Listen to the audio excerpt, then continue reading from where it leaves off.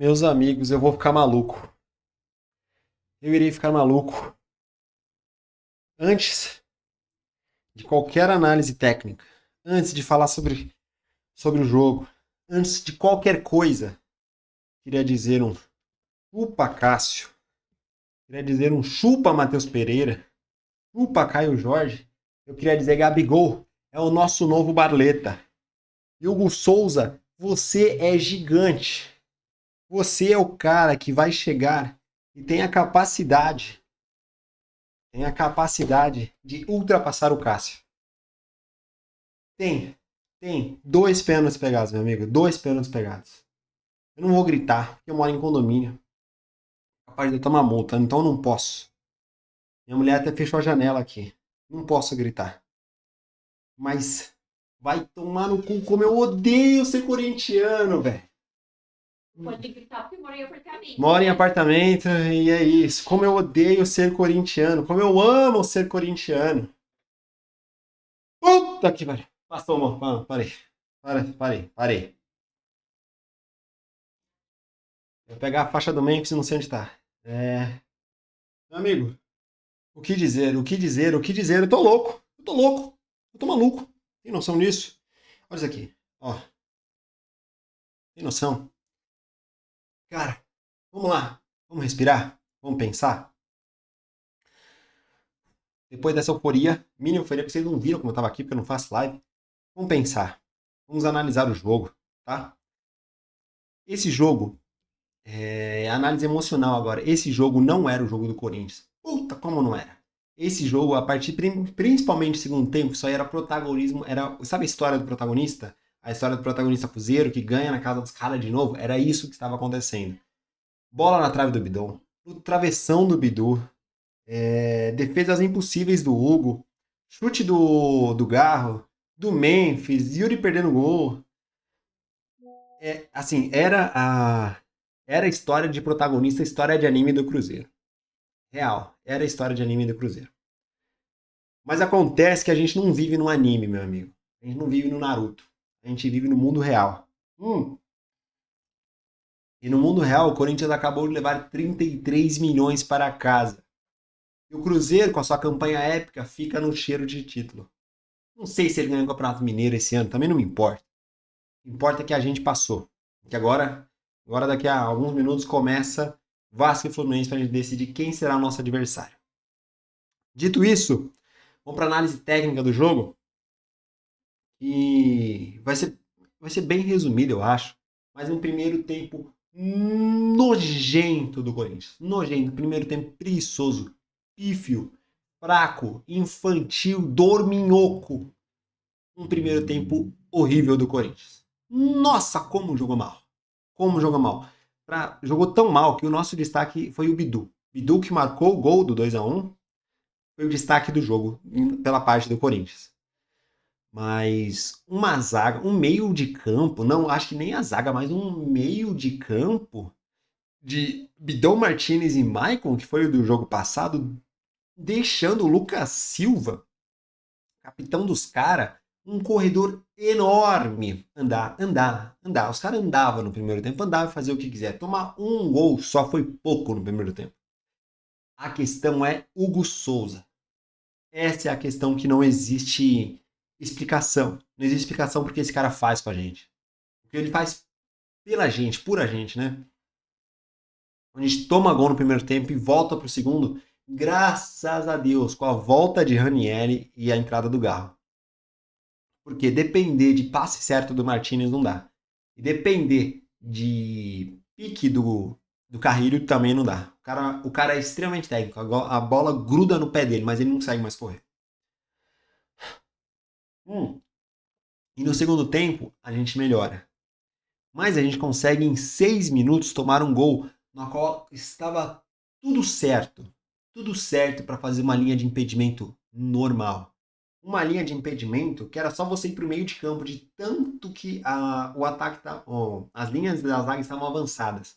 Mas não, os caras que eu sempre falei, acha que é Felipe Lan, Mateuzinho, dorme e dá, sei lá, 30, 40 centímetros de de posição pro Caio Jorge.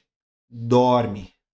Dorme, Mateuzinho. Porque se não me engano era Ramalho ou Gustavo Henrique fazem a linha de impedimento, Mateuzinho dorme. Porque é o que ele faz, e vocês não entendem, é isso que ele faz. É questão de 10 jogos uma bosta, e num jogo ele vai jogar muito bem. E ele aparece de fato. Mas não adianta. A taxa de proporção, a balança não serve assim, tá bom? Então em 6 minutos de jogo, a gente já toma o gol. Acontece que a gente tem uma capivara na lateral esquerda, que também é um animal, mas que... Sai daí, Tigrão, meu gato. Mas que quando quer aparecer, ele aparece. Estamos falando de Matheus Bidu. O cara fez... O que ele fez hoje, ele jogou. O cara jogou. Se apresentou, voltou. O cara foi o melhor do time. Não tem como você falar que foi outra pessoa. Não tem como você falar que foi Memphis. Não tem como. Foi o melhor do time. Quando a gente toma o gol, real, eu achei que ele já estava sem psicológico. Achei. Porque é clássico do Corinthians conseguir ter dificuldade em um jogo com vantagem. Parece que precisava perdendo para acordar. E foi o que aconteceu. Precisava ter tomado 2-0 para acordar.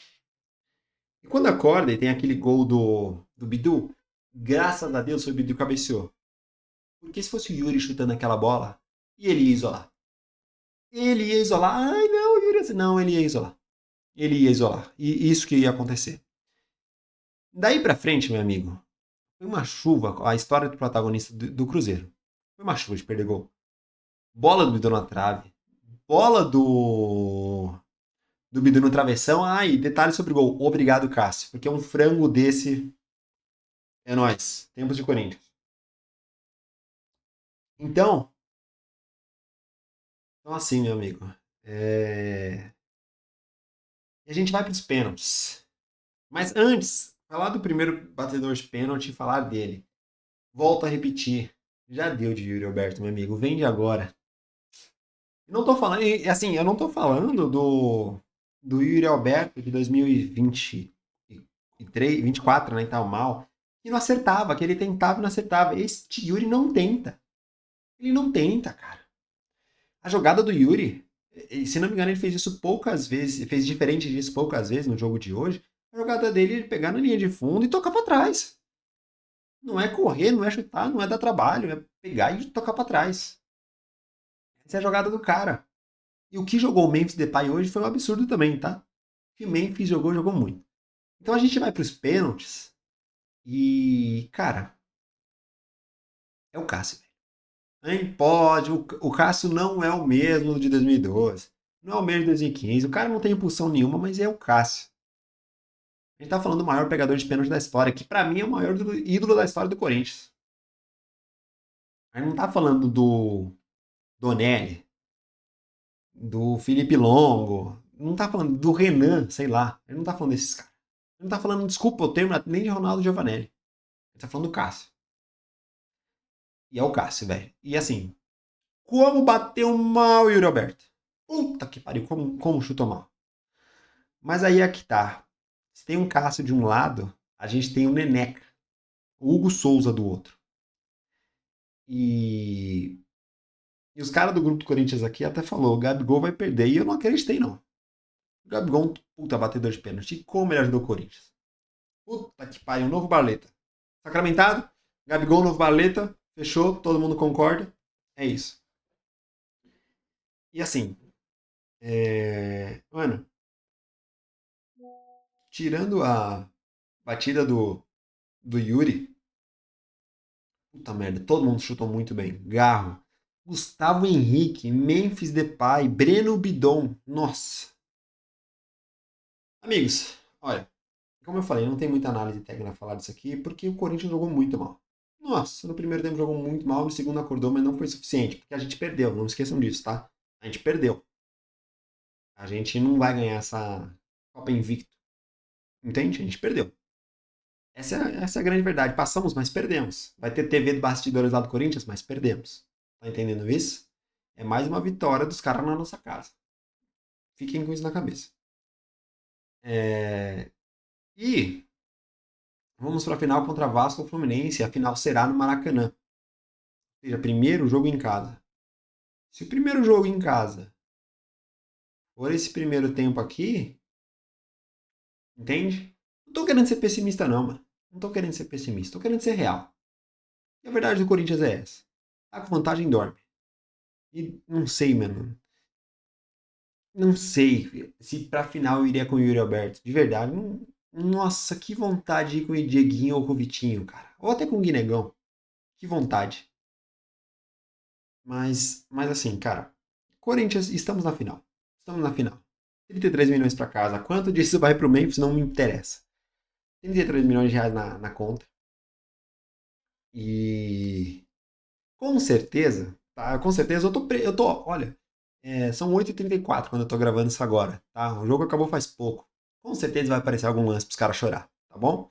Com certeza. Então, já presumindo aqui, presumindo que apareça algum lance, bem como foi o gol do jogo anterior, eu não quero saber da existência, tá? Nunca, independente da existência de 2018, de outros jogos, até se, por exemplo, de Amarídia, não quero saber. Se tiver algum lance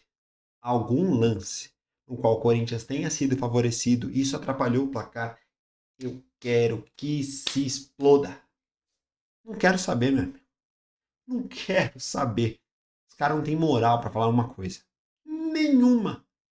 Nenhuma. Então é isso. Cruzeiro 2, Corinthians 1. Estamos na final. Agora final, quarta-feira que vem, se não me engano, já é o primeiro jogo em casa. Pra depois a gente decidir no Maracanã contra Vasco ou Fluminense. É isso. Muito obrigado a todos por acompanharem. Esse vai ser uma segunda e terça doideira. Mas é isso. Valeu, rapaziada. Deixa o like. É por teu gosto.